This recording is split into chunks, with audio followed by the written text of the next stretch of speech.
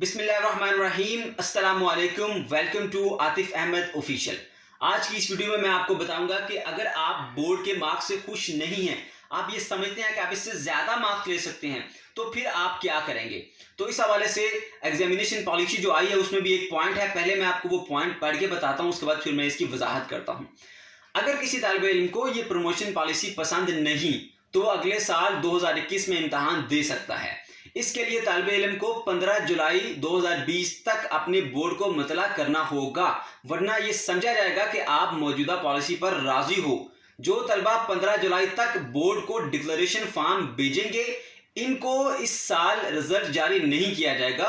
वो दोबारा नए शेड्यूल के मुताबिक पेपर उनके होंगे, वो इम्तहान में बैठेंगे और पहले से दी हुई फीस बोर्ड इस्तेमाल करेगा, यानी दोबारा फीस नहीं ली जाएगी तालिब इल्म से।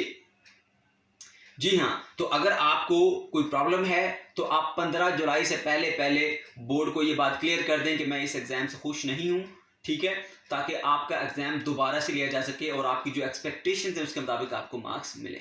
तो अगर आपको ये वीडियो पसंद आई है तो वीडियो को लाइक करें और चैनल को सब्सक्राइब करें।